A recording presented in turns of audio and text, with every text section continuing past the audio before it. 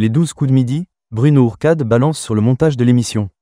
Bruno Ourcade, ex-champion des 12 coups de midi, a accordé une interview à nos confrères de Télé Loisirs. L'occasion pour lui de faire quelques confidences sur le montage de l'émission phare de TF1. Les talents s'enchaînent dans les 12 coups de midi. Si depuis septembre 2023, Émilien enchaîne les prouesses dans l'émission présentée par Jean-Luc Reichmann, il n'est pas le premier maître de midi à marquer l'histoire du programme. Avant lui, Bruno Ourcade s'était, lui aussi, surpassé en cumulant un total de 252 participations. Depuis, l'ex-maître de midi multiplie les projets. Après la sortie de son livre, le trentenaire a participé à plusieurs émissions telles que le Quiz des champions ou Les Traîtres. Les confidences de Bruno Ourcade sur le montage de l'émission. Mais Bruno Ourcade n'hésite pas à revenir régulièrement sur son aventure dans les 12 coups de midi.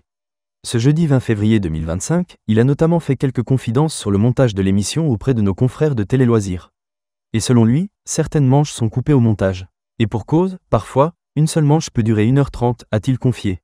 En effet, certaines bonnes réponses ne sont pas diffusées pour limiter la durée de l'émission. Si personne ne se trompe jamais, techniquement, une émission peut durer 8 heures même si ce n'est jamais arrivé, a-t-il assuré. Par la suite, Bruno Ourcade s'est remémoré des émissions qui ont duré plus longtemps que prévu. Lors d'un « coup par coup », personne ne s'est trompé pendant plus d'une vingtaine de questions. Cette seule manche a duré 1h30.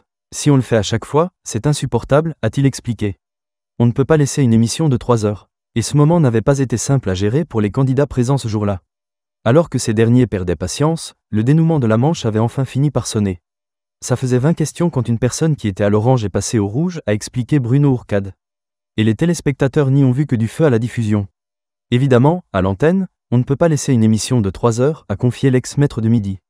Une règle qui empêche parfois certains profils de briller dans le programme. Ils ont juste laissé les 2 questions où ils se trompent. Le pauvre, on le voit passer au rouge directement, alors que ça fait 1 heure qu'il donne des bonnes réponses, s'est souvenu Bruno Ourcade.